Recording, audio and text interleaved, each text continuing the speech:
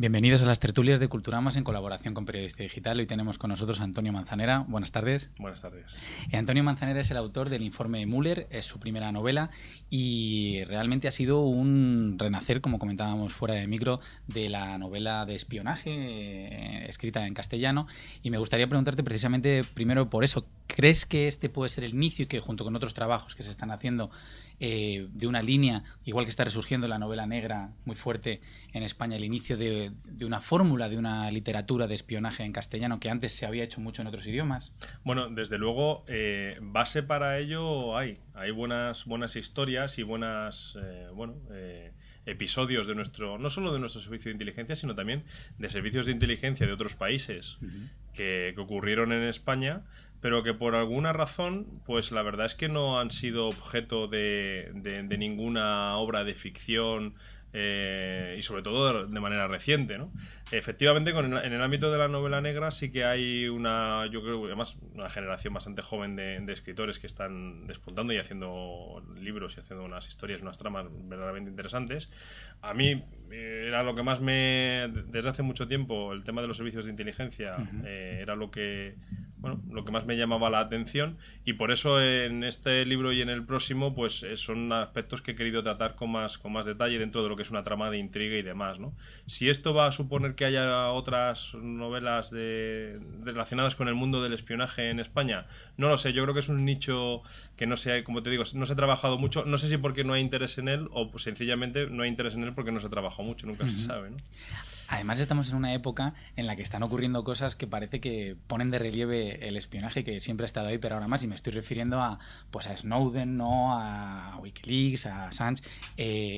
¿Crees que se puede apostar, es decir, ahora apostar por la novela de espionaje, que es un tema que a la gente le gusta, le interesa por la prensa, ¿no? Que esto está muy presente en la realidad. Yo creo que las historias de el espionaje en realidad no es una historia en sí misma, sino que es una forma de trabajar y de hacer cosas. En tanto en cuanto detrás de esa trama de espionaje haya algo que merezca ser contado, alguna historia, alguna trama que puede tener una base real, como en el caso, por ejemplo, del Informe Mueller, o en otras historias que a lo mejor no ocurrieron en la realidad, pero que verdaderamente dan pie a que se hable de un episodio. La novela de espionaje, yo creo que el espionaje, yo creo que es un barniz, ¿no? El cómo actúan los servicios de inteligencia, cómo consiguen la información, cómo se engañan unos a otros. Eso es el cómo, pero el qué, yo creo que tiene que ser algo que haya ocurrido, algún episodio, y sobre todo si es real es mejor, porque esa credibilidad hace que el público acepte la historia y acepte la novela con más facilidad. Sí, que la historia está llena de pasajes novelables, y uno de ellos, en el que se basa uno de los periodos que trata tu novela, es el final de la Segunda Guerra Mundial, precisamente el momento final ya de la caída de Berlín, con el Ejército Rojo entrando y la muerte de Hitler. Y por otro lado tenemos 1955, plena Guerra Fría, cuando pues un historiador británico tiene que investigar junto con un agente de la CIA la muerte de un personaje que es precisamente Mueller. Sí. Y quería empezar por la primera parte. Sí. Aquí hay un debate interesantísimo, sin dar mucha información, sobre que es un debate real, además, sobre la muerte de Hitler. Sí. Cómo fue, cómo no fue y qué papel jugaron los servicios de inteligencia. Sí, el tema de mi novela, no desvelo nada que arruine la experiencia de la lectura para ningún lector. En mi novela no se especula con que Hitler escapó con vida, como en otras muchas. No, Hitler murió en Berlín en el año 45. Eso está claro, ¿no? El problema o la gran cuestión era qué ocurrió con su cadáver, porque nunca salió, nunca se exhibió, como sí que ocurrió pues con otros jerarcas, como por ejemplo Goebbels o por supuesto los que juzgaron en Nuremberg, ¿no? ¿Y por qué no se exhibió el cadáver de Hitler cuando murió? Pues la respuesta es muy sencilla, porque Stalin no quiso. Stalin en aquella época, estamos hablando de los meses finales del año 45, había ocupado los países de Europa del Este, no tenía ningún interés en desocuparlos y de hecho no se desocuparon hasta mucho después, y la razón que daba para justificar su presencia en esos países era que había un riesgo serio de renacimiento de movimiento neonazi y que Hitler estaba vivo. Claro, si enseñaba el cadáver, pues ya no se le mantenía en pie la historia, ¿no? Entonces, pues esa fue una de las razones la principal, diría yo, por la cual los soviéticos decidieron mantener en secreto este tema, ¿no? Independientemente de eso, de que Hitler murió en el año 45, lo cual es algo inequívoco, a pesar de que ha habido otras historias y otras novelas que han tratado de hacernos convencer de que pudo haber escapado con vida, eso no ocurrió en ningún caso. Sí que es cierto lo segundo que has comentado, y es que los servicios de inteligencia tuvieron una pequeña participación, un pequeño rol en ese tema de la búsqueda del cadáver de Hitler, pero no por el hecho de Hitler en sí, que ya estaba muerto y todo el mundo lo daba por muerto, sino por la nueva Guerra Fría que estaba empezando en aquella época, ¿no? Y que es lo realmente interesante y es uno de los aspectos importantes, por así decir, de la trama del informe Mueller, ¿no? Yo lo que he pretendido es enseñar al lector o mostrar cómo funcionaban en la realidad los servicios de inteligencia. Ahora funcionan de una forma un poco distinta. Pero esos rudimentos básicos en lo que consiste un servicio de inteligencia, que es conseguir información que no me la roben y si puedo robarla yo, eso no ha cambiado. Y eso es un poco lo que yo sí que he tratado de mostrar ahí. Sobre todo aparecen varias cuestiones interesantísimas. Son uno, que ya la has comentado, pero que me pareció muy, muy bonita según iba leyendo, que es la propaganda. Es decir, a quién le interesa y a quién no la aparición del cadáver de Hitler o que esté vivo o que esté muerto, porque efectivamente Stalin tenía intereses políticos claros. Y la otra cuestión es, que es donde quería entrar antes de la Guerra Fría, es en el contraespionaje y en los dobles agentes. Porque Müller, que es un personaje que tampoco desvelamos nada, es un doble agente, y es un doble agente que en sus orígenes era comunista, y después acaba siendo el líder de la Gestapo y está en el búnker con Hitler y demás. Eso es un juego de espías, pero real. Sí, totalmente real. El personaje de Henry Müller es un personaje muy enigmático, como no podía ser de otra manera en el jefe de la policía secreta alemana, ¿no? Müller, pues la verdad es que era el jefe de la Gestapo, pero por lo visto no era nazi. Y ese es un primer interrogante, pero el segundo interrogante es ¿por qué estaba ese hombre en el búnker de Berlín cuando estaba el ejército rojo rodeando la ciudad?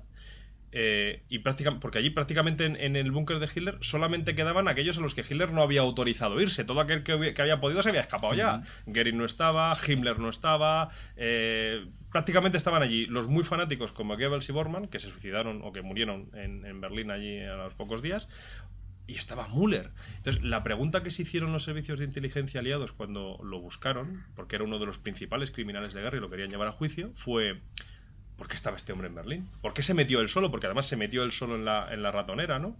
Y una de las respuestas que se dieron los americanos era que Henry Müller se metió en la boca del lobo, se metió en Berlín durante la batalla final en el búnker, porque precisamente estaba esperando a los rusos.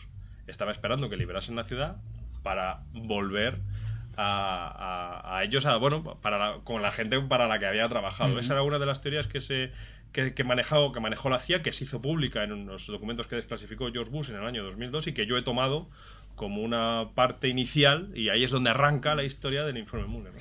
Y desde luego no era el único, porque otra cuestión que también aparece en el libro es que otros jerarcas o posibles agentes dobles, como por ejemplo Martin Bormann, que citabas antes, siempre ha estado sobre ellos la sombra del colaboracionismo con los soviéticos o de ser agentes dobles.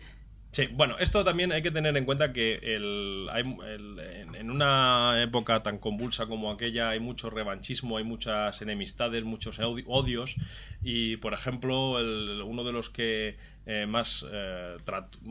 uno de los principales defensores de la idea de que Bormann era un agente soviético fue el general Reinhard Gehlen, que es que lo odiaba a muerte. Entonces, bueno, no sé hasta qué punto es creíble lo que dijese Gehlen sobre alguien a quien odiaba tan profundamente. Pero el tema de los agentes dobles es algo muy interesante, porque una de las principales funciones que debe tener un servicio de inteligencia es conseguir información, y si la información la tiene mi enemigo, tratar de robársela. Entonces, para robársela hay muchas maneras. La forma más eficaz, una de las más eficaces a día de hoy, es conseguir un agente doble. Un agente doble es alguien que trabaja para ti, pero en realidad te está trabajando para otro.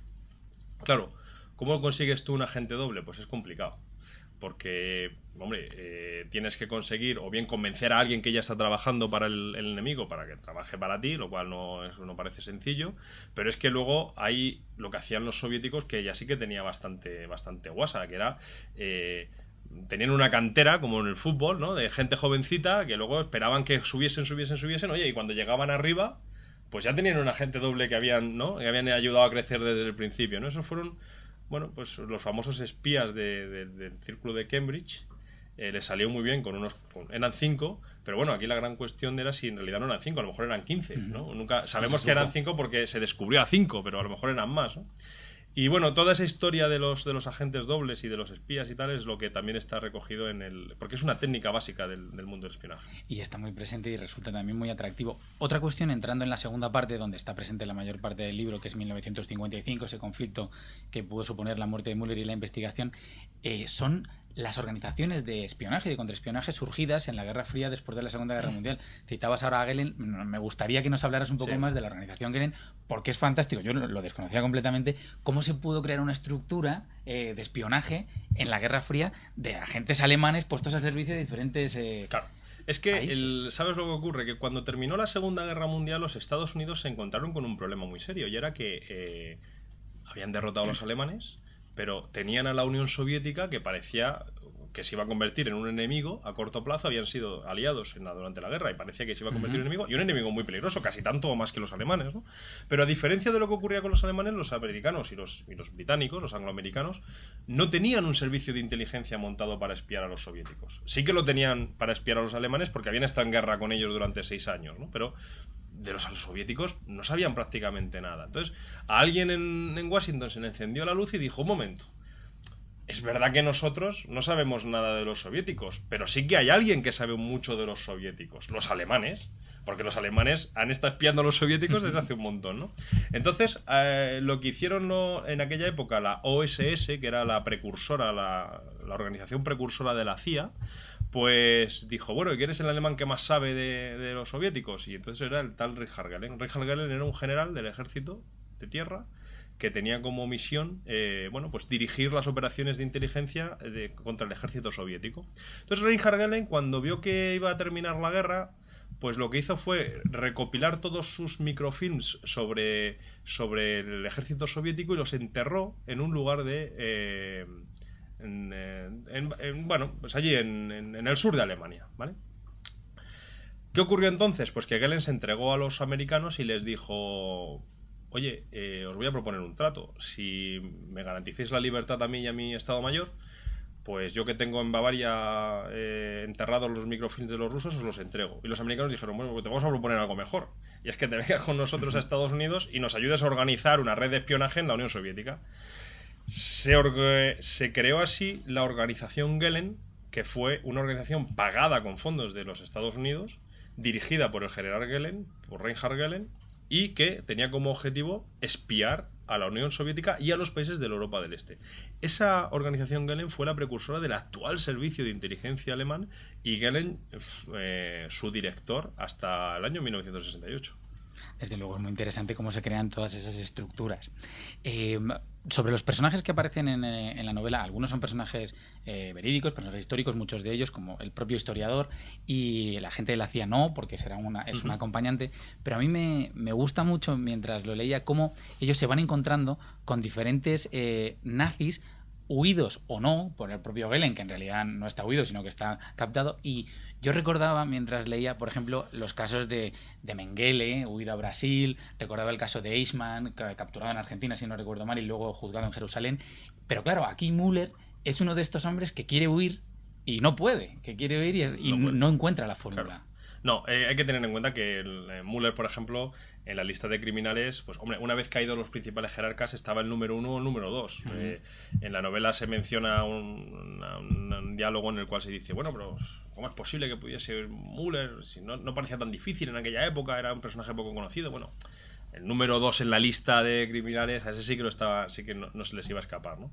Hay que distinguir entre la gente a la que tú has mencionado, como por ejemplo Mengele y Eichmann, cuyo principal cometido durante la guerra fue asesinar, y la gente que, algunos personajes que aparecen en la novela, que asesinaron, pero que además luego tenían responsabilidades en el ámbito de la inteligencia, y era gente que podía aportar algo a los aliados occidentales, me refiero, ¿no?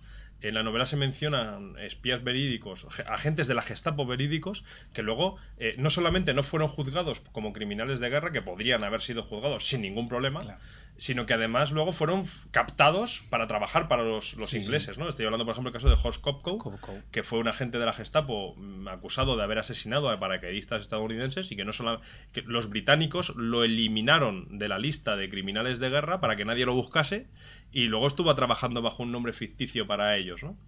Gente así hubo varia. ¿Por qué? Pues porque los servicios de inteligencia no tienen memoria, ¿eh? No tienen memoria significa que si alguien es tu enemigo ayer, pero hoy ha dejado de ser tu enemigo y además te puede ayudar para luchar contra otro que ayer era tu amigo y hoy es tu enemigo, pues ya no lo persigues, ya tratas de llegar a un acuerdo con él, ¿no? Los servicios de inteligencia se rigen entonces, no voy a decir de una forma inmoral, sino con una ética distinta y que se tiene que ajustar a las necesidades que tienen en cada momento.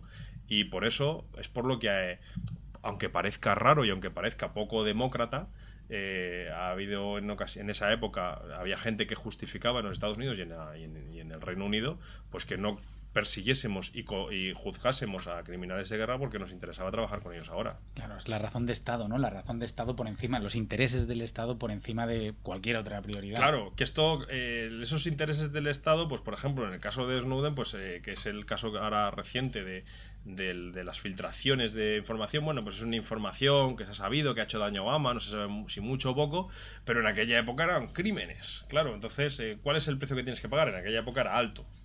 Y bueno, pero eran precios que se tenían que pagar porque los Estados Unidos y el Reino Unido vio que había surgido al otro lado del telón de acero un enemigo y no había manera de saber nada de él, ¿no? Se tenía que pactar con los alemanes. Claro, no, desde luego, y ahí entra también el juego que decíamos anteriormente, la propaganda en la época de la Guerra Fría era fundamental, es decir, destrozar la imagen, la credibilidad del enemigo, y aquí estos propios agentes servían para bueno, eso. Es una de las principales tareas que tienen los servicios de inteligencia, las campañas de desinformación. Bueno, estos se han hecho durante la guerra, son varias, ¿no? Las que se hicieron varias, ¿no? También, y luego campañas pues de todo tipo, ¿no? En el informe Mueller se menciona también el caso de cuando nada más estallar la guerra, claro, el Reino Unido, Inglaterra tenía un problema muy serio y era que la máquina industrial alemana les llevaba muchísima ventaja a ellos, ¿no? Bueno, ¿cómo conseguir reducir esa diferencia? Porque si no estamos a la par industrialmente, va a ser difícil que militarmente podamos hacerles frente, ¿no? Bueno, pues se les ocurrió a los ingleses falsificar los vales de gasolina alemanes, que estaba racionada lógicamente en época de guerra, y entonces los tiraron en avión para que el alemán lo cogiera. Vale de gasolina, fantástico, ¿no? Lo puedo utilizar. Claro, aquello generó una inflación de la gasolina, aquello hizo daño a la industria militar alemana. Claro, se dieron horas en darse cuenta de lo que había ocurrido y fue cuando los alemanes, en represalia, y pusieron en marcha una operación que luego ha sido objeto de un libro muy interesante y una película, que fue la falsificación de divisas, de libras esterlinas, que hicieron en un campo de concentración, ¿no? Los falsificadores. Los falsificadores, ¿no? Esa historia está basada en hechos reales y eso se hizo como represalia por los vales de gasolina que falsificaron los británicos primero. Es muy interesante la estructura del libro, cómo se va cerrando, volviendo otra vez al asunto de Hitler y de su muerte, a medida que nos acercamos al final. Y a mí me gustaría también, para ir cerrando antes de hablar de otras obras que sé que tienes pendientes de publicación, que nos contaras cómo Müller y otros personajes digamos que utilizaron estos argumentos, es decir, la cuestión historiográfica, porque Trevor Hoover es un historiador, la cuestión historiográfica de la muerte de Hitler, no solo en la propaganda, no termina de estar clara, pero no porque no muriera, sino por cómo murió y dónde exactamente. Incluso hay un debate, ¿no? Se encuentra una pieza de un cráneo que no corresponde. Bueno, todo eso es interesantísimo. Sí, la verdad es que el protagonista del libro, Hugh Trevor Roper, era un historiador británico que durante la Segunda Guerra Mundial sirvió en el MI5, es decir, en el Servicio de Inteligencia británico.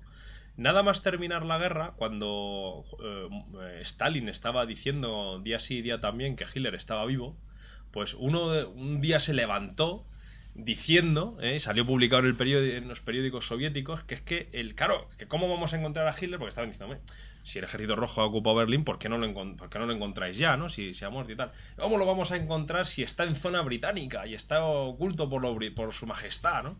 Claro, aquello ocasionó un gran escándalo en el Reino Unido y entonces fue cuando el gobierno ordenó al MI5 buscar a Hitler, y el MI5 encargó a Trevor Roper la misión. Fue cuando él, en septiembre del año 45, o sí, creo que fue en septiembre del 45, él llegó a Berlín, empezó a buscar a Hitler, y fruto de esa investigación luego salió publicado un libro, Los últimos días de Hitler, que ha sido pues, un libro que todavía se está reeditando. Sí. Todavía se está reeditando, ¿no? Bueno, pues cuando Hugh Trevor Roper llegó a Berlín, él lo que hizo fue buscar a los supervivientes del búnker. Y supervivientes del búnker que habían caído en manos americanos y ingleses, porque los soviéticos no colaboraron en ningún momento. Es decir, ellos tenían todo el interés del mundo de buscar a Hitler, pero no colaboraron, ¿no? Estas son estas cosas que ocurrieron en aquella época.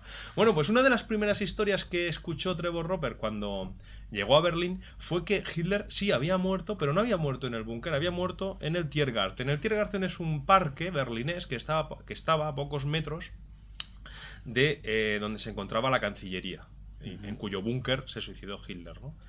Y la historia que oyó Trevor Roper, y no solamente la oyó Trevor Roper, sino que salió publicada en el Red Star, que es el periódico oficial del Ejército Rojo, que Hitler había sido asesinado por unos oficiales alemanes en el Tiergarten, ¿no? Trevor Roper menciona eso en el prólogo del libro de Los últimos días de Hitler, que escribió en el año 56. Esa historia verídica me refiero a verídico, que salió publicado que Hitler había muerto en el Tiergarten asesinado por los oficiales, como otras tramas que también son verídicas que aparecen en aquella época, forman una tela de araña en la cual los servicios de inteligencia intentan, por un lado, saber qué ocurrió en Berlín en el año 45 y por otro, qué pasó con Henry Müller en la realidad, ¿no? Y básicamente esas son, digamos, la receta del libro, ¿no? Al contrario de lo que hace un autor que a mí me encanta, el autor de American Tabloid, se me acaba de ir el nombre. Bueno, estamos los dos igual. Sí, estamos los dos igual.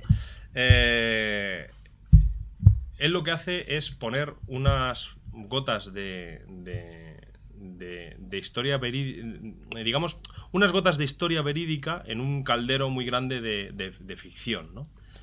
En cambio, lo que he hecho yo ha sido lo contrario. Yo te he hablado de una historia que fundamentalmente es verdad, todo verídico, y lo que he hecho ha sido, claro, intentar unir las tramas mediante la ficción, ¿no? Y por eso es por lo que la mayoría de los personajes que aparecen en el libro son reales. Viene una relación de ellos al final. Y además, lo que hacen y lo que dicen en aquella época está basado en fuentes históricas reales. Uh-huh. Me gustaría que nos contaras para terminar... James Ellroy. Ahora ya no se nos ha acordado. Sí, ya es blanco. Bueno, que nos contaras cuáles son los proyectos que tienes ahora. Sé que que dentro de poco vas a sacar otro libro. Sí, dentro de lo que en el mes de octubre de este año, de 2013, también con Umbriel vamos a publicar una novela titulada La suave superficie de la culata. Es una novela parecida al informe Müller, pero muy distinta. Parecida porque también en este caso tomo hechos verídicos que también quedaron pendientes de justificarse o de esclarecerse en su día, y mezclo también algo de ficción para poder explicar mediante una trama de intriga muy parecido a la forma del informe Müller, ¿no? A la estructura del informe Müller. La diferencia es que es una novela quizá con menos documentación, menos compleja, con menos personajes, que es algo que, bueno, la gente que ha leído el libro, muchos personajes, bueno, es lógico porque en aquella época participaron muchos personajes, ¿no? En esta novela es una novela más al uso, más nerviosa, con algo más de acción, con más nervio, y que de lo que hablamos en ella es de una época que también es, en mi opinión, fascinante, mediados de los años 60, cuando había unos problemas muy serios en los Estados Unidos con la mafia, la Cosa Nostra, es decir, el crimen organizado. Por otro lado, Cuba y Fidel Castro, que eran uno de los principales quebraderos de cabeza que tenían la política exterior estadounidense en aquella época. Y la tercera pata de este banco, que es la administración Kennedy, que bueno, que todo lo que pasó con JFK, con el presidente John Kennedy, ¿no? Esos tres elementos, digamos, forman parte de una trama que es una novela de intriga, en la cual, bueno, pues si aquí en el informe Müller he tratado de explicar cómo funcionaban los servicios de inteligencia, en la suave superficie de la culata pretendo explicar cómo funcionaba la Cosa Nostra, el crimen organizado que ha evolucionado desde entonces, porque los negocios que hacen, entre comillas negocios, son un poco distintos, pero digamos, al final el modo en el que funcionaban las familias y demás es relativamente similar. Además son elementos, vamos, verdaderos iconos, ¿no? Casi fetiches, hablar de Kennedy, de la mafia. Lo seguiremos. Muy bien, Antonio, pues muchísimas gracias por estar con nosotros esta tarde. Pues muchas gracias a ti, Juan. Bueno, el informe Müller, no se lo pierdan. Despedimos aquí las tertulias. Muchas gracias.